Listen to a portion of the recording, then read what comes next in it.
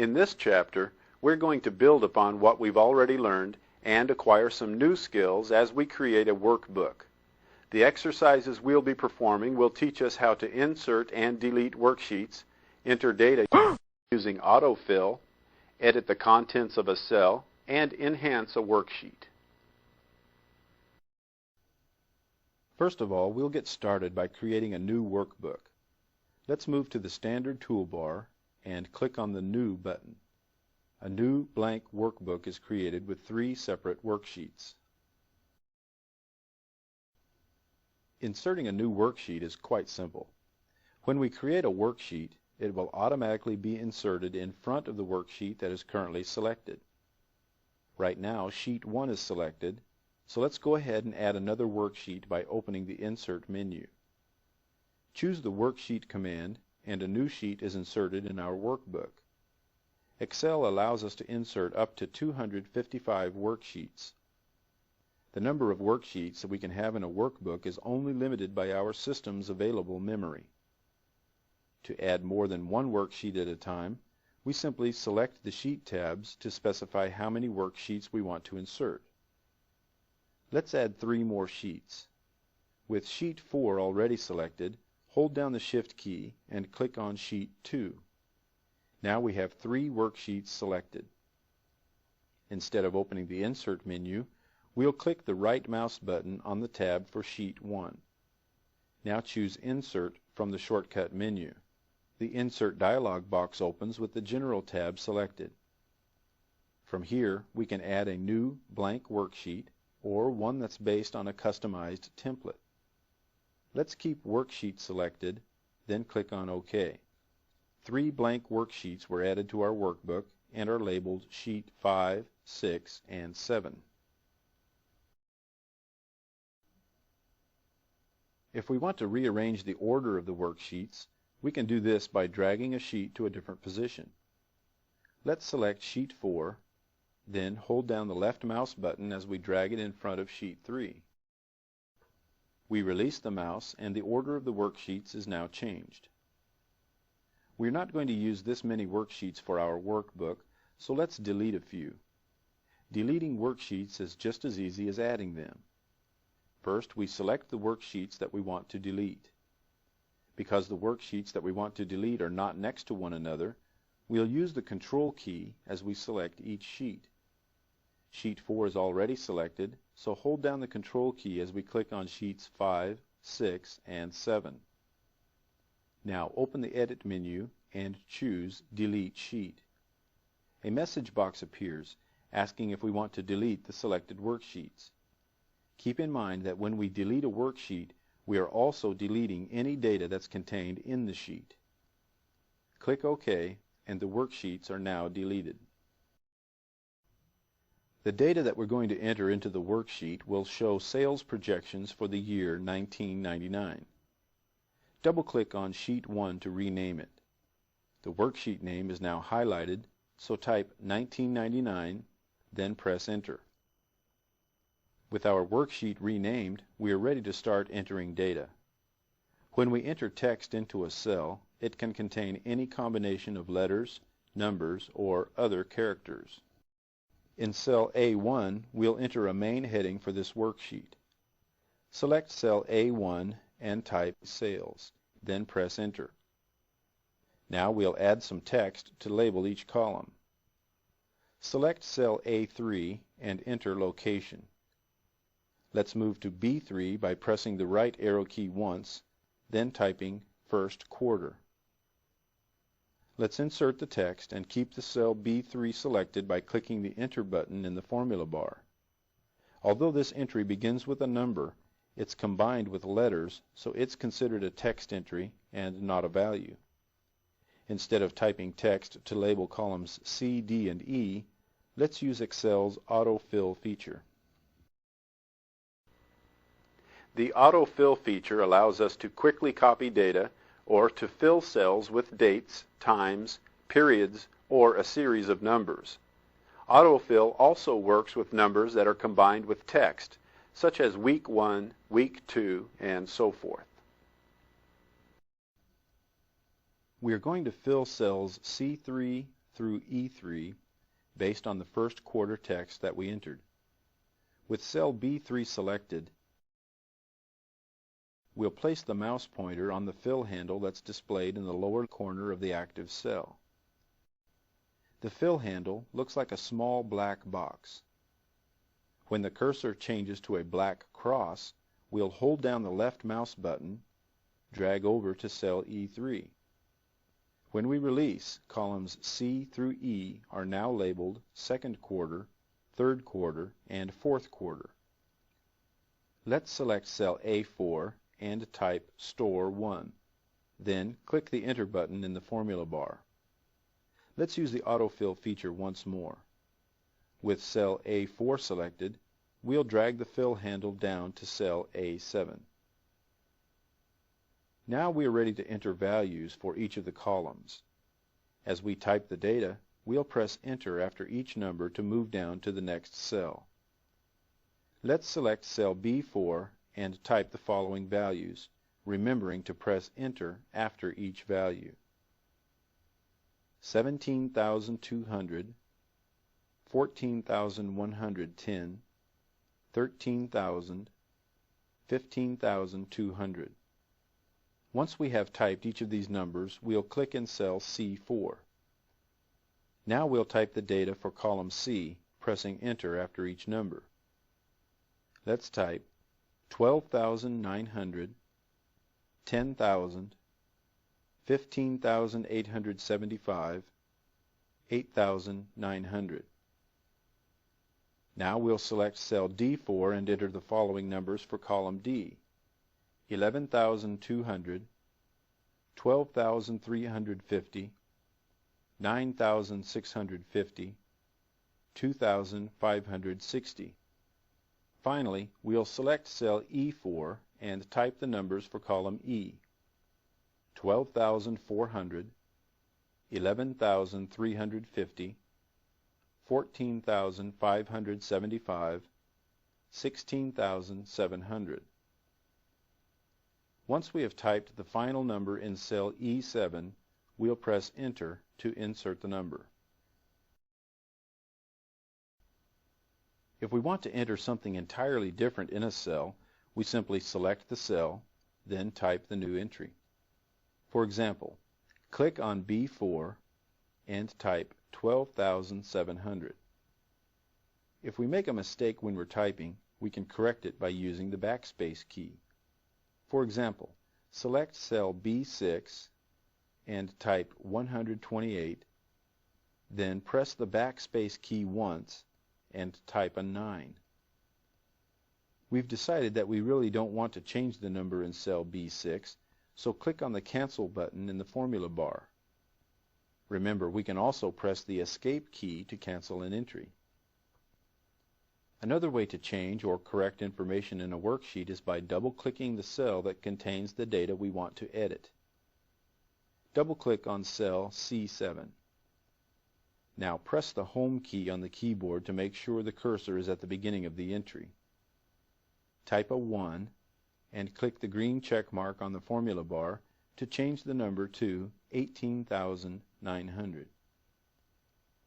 We can also edit the contents of a cell using the formula bar. To demonstrate, we'll select cell D7 and move to the formula bar. Click the mouse in between the 2 and the 5 on the formula bar. Now type a 0 and press Enter to change the number to 20,560. Finally, we can edit a cell using the F2 key on the keyboard. Select cell E5, then press F2. The F2 key activates the edit mode, and the blinking cursor is now displayed at the end of the number in cell E5. Press the left arrow key twice to place the cursor between the 3 and the 5. Now press the Delete key once to remove the 5, then type a 7. Press Enter, and the number is changed to 11,370. We've entered quite a bit of information, so we should take this opportunity to save our work. We could use the Save command from the File menu. However, we'll use a button on the standard toolbar. Click the Save tool. Because our workbook is unnamed, the Save As dialog box appears. First, we choose the folder or location where we want to save our file. If we wanted to save this file in a new folder, we could use the Create New Folder button that's displayed along the top of this dialog box. We want to save the workbook in the Viagrafix Learning Files folder on our hard drive, so let's make sure this folder is selected in the Save In line. In the File Name line, we'll type Sales Projections. Let's take a look at the Save As Type box. Here we can see the default file type is Microsoft Excel Workbooks. If we wanted to save this file so it could be opened in another application, we could choose a different file type. Let's take a look at the Save As Type options by clicking the down arrow button. Now we see a list of various file formats ranging from web page HTML and HTML to text, and various file formats for previous versions of Microsoft Excel. Other file options are included for Lotus 123 formats, Quattro Pro, and DBase. We'll keep the first file format selected, Microsoft Excel Workbooks, then click the Save button. Our workbook is saved, and the file named is now displayed in the title bar. For our first exercise, we'll change the alignment for the numbers in our worksheet. Let's select this range of cells by clicking on B4 and dragging to E7. Next, open the Format menu and choose the Cells command. Inside the Format Cells dialog box, select the Alignment tab. In the Text Alignment section, General is currently selected in the horizontal list box. Let's display these options by clicking the down arrow button next to this box. The General option aligns text on the left side of the cell, while numbers, dates, and times are aligned on the right. Cells that contain logical values, such as true and false, or errors that result from a formula, are centered with the General option. The left indent option aligns data on the left side of the cell. However, if we specify a number in the indent box, the cell contents will be indented that number of spaces from the left side of the cell. The next two options are used to position data in the center of a cell or align data to the right. With the Fill option, characters within the farthest left cell will be repeated across the empty cells of the selected range. Justify splits the contents of a cell into multiple lines, then adjusts the spacing between words so that each line is as wide as the cell. The Center Across Selection option centers data within a selected range of empty cells. Choose Left Alignment and leave the indent box set at 0. Now let's click the arrow button next to the Vertical Alignment list box and discuss these options. By default, text is vertically aligned along the bottom of a cell. To position data near the top of a cell, we can use Top Alignment. The Center option positions the data between the top and bottom of the cell. We'll leave the vertical alignment set for bottom. We're not going to change any of the other settings. However, let's briefly review the remaining options. The Orientation section allows us to rotate the data in a cell. The Wrap Text Box option can be used with data in narrow columns. This option wraps text into multiple lines within a cell so that all of the data can be displayed. The Shrink to Fit setting reduces the size of the font characters so that all of the data can fit within a cell. If we later decide to change the column width, the character size adjusts automatically. The final option, Merge Cells, is used to combine two or more selected cells into a single cell. When we use this option, the reference for a merged cell is the upper left cell in the original selected range. Click on OK to return to the worksheet. The numbers in the selected range are now aligned on the left side of their cells. Notice that some of the text we entered in row 3 is not fully displayed because the column width is too narrow. Instead of sizing the columns, let's use the Wrap Text Alignment option. Select row 3 by clicking on its heading. Now right-click the mouse on row 3 and choose Format Cells from the shortcut menu. With the Alignment tab selected, click inside the box for Wrap Text. Keep in mind we could use the Shrink to Fit option to make the text fit within their cells. We won't select the Shrink to Fit option, but we do want to change the vertical alignment. We'll display these options and choose Center so the text will be displayed between the top and bottom of the cells. Press Enter to close this box. The alignment settings are applied and the height for row 3 has been increased to accommodate the multiple lines of text. Now we'll quickly change the horizontal alignment for row 3 by clicking the Center button in the Formatting toolbar.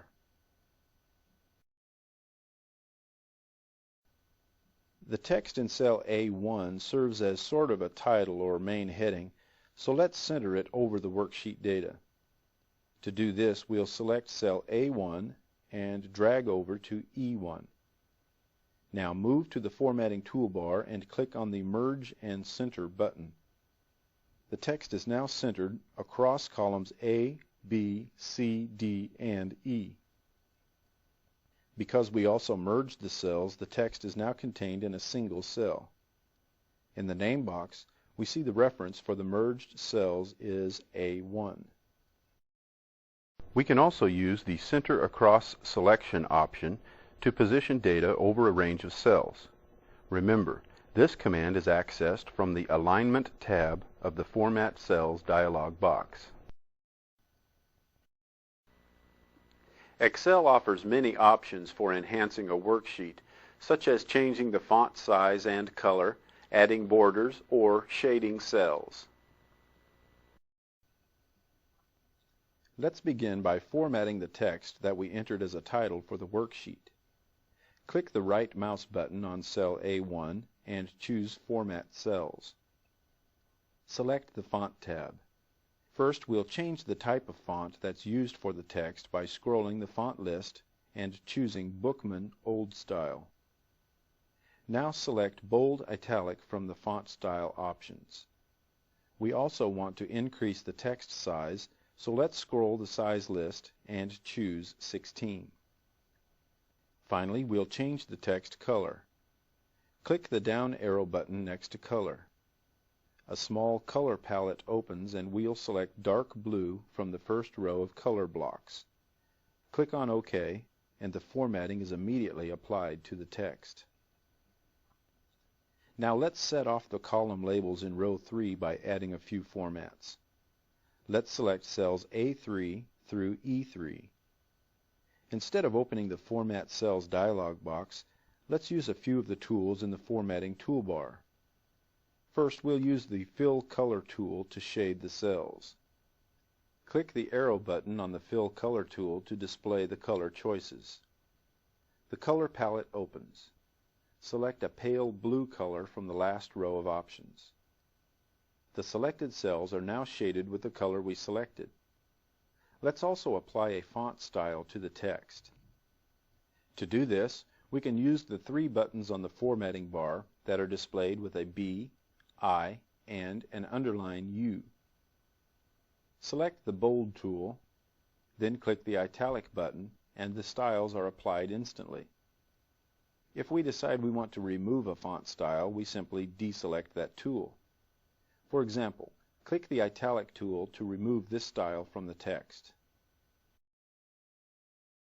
We can apply or remove a font style using shortcut keys, such as Ctrl+B for bold or Ctrl+I for italics. For the underline style, we press Ctrl+U.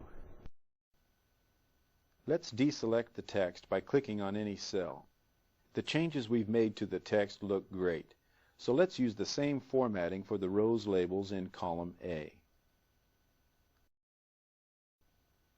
To begin, we select a cell that contains the format styles we want to copy. Let's click on cell A3.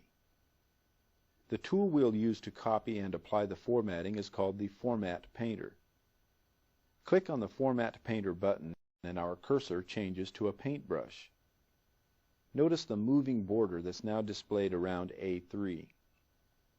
This indicates the cell formatting has been copied and is ready to be applied to another area. Click inside cell A4 and the font formatting as well as the cell shading is instantly applied. Now we'll copy the formats to more than one cell. With cell A4 selected, double-click the Format Painter button. Let's select cell A5, then drag down to A7. When we release the mouse, the formats are copied to this range of cells. Notice cell A4 is still displayed with a moving border. When we double-click the Format Painter tool, it remains active so we can apply the copied formats to other cells. To turn off the Format Painter, we can press the Escape key or click on the Format Painter button again. Press Escape and notice our cursor returns to normal. Let's add a few more final touches to this worksheet. Let's select cells B4 through E7. Because these numbers represent monetary amounts, select the Currency Style button in the Formatting toolbar. Finally, we'll display the color palette for the Fill Color tool. We want to use a light gray for the cell shading, so choose the last color block in the fourth row. Click on any cell to deselect the data, and we can now see the light gray cell shading that we just applied. Let's close this file, and at the Save Changes prompt, answer Yes. Let's review what we've covered in this chapter. First, we created a new workbook, then learned how to insert and delete worksheets. We entered data into a range and saved our new workbook. Finally, we demonstrated various ways to align data and enhance a worksheet with formatting.